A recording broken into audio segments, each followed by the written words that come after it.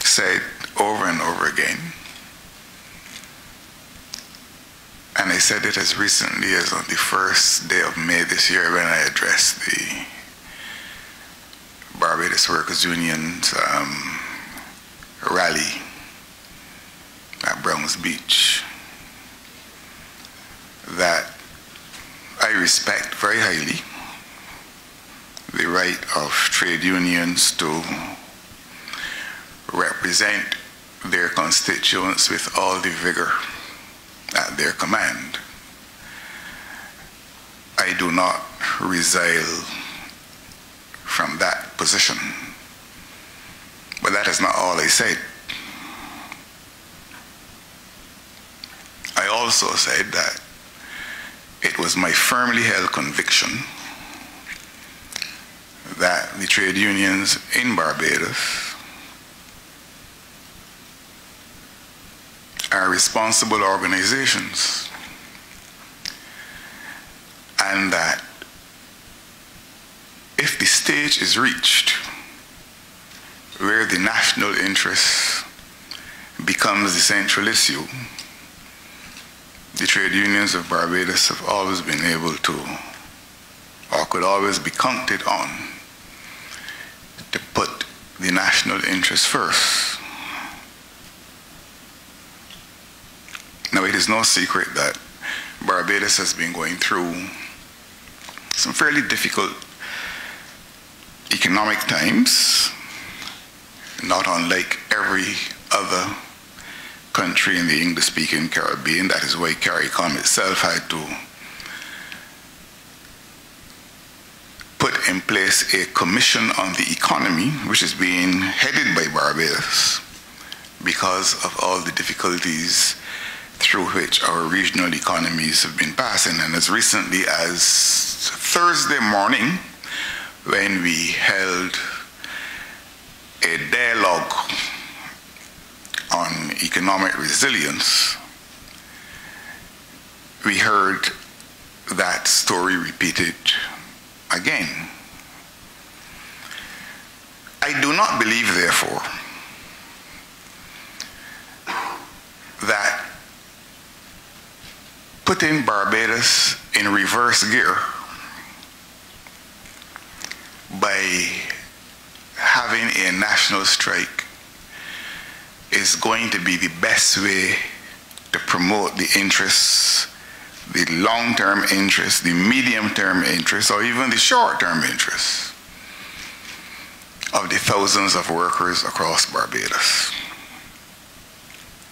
I think that wisdom prescribes and maturity demands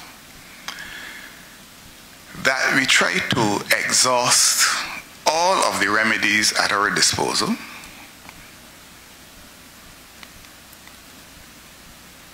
and aim to resolve our differences without resort to any mechanism that could result in a reversal of the gains which we have been making on the national economic front. You said you haven't heard from me on this. Of course, the matter has not been referred to me. The last I was aware of the matter was that the Minister of Industry, International Business and Small Business and Commerce, the Honorable Don Bellinis, met with the unions, and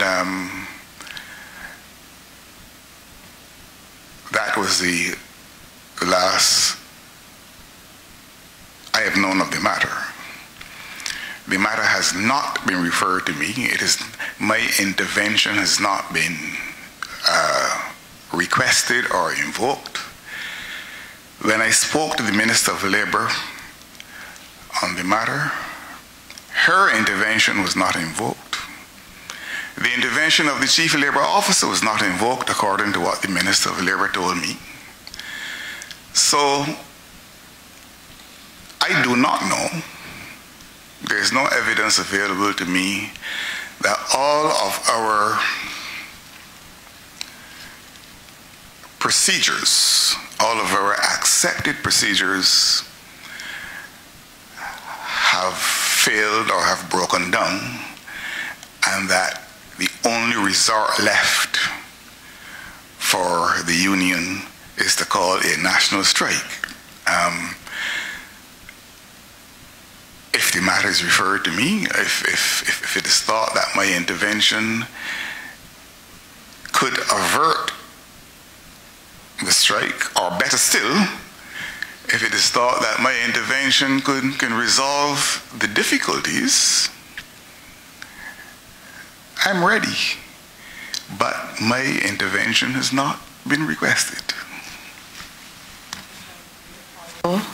Prime Minister Stuart, are you, with less than 48 hours to go, are you prepared to inject yourself without that request having been made?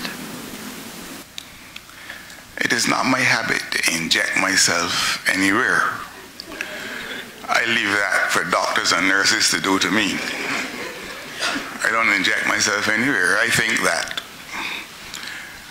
after spending as much money as Barbados has spent on education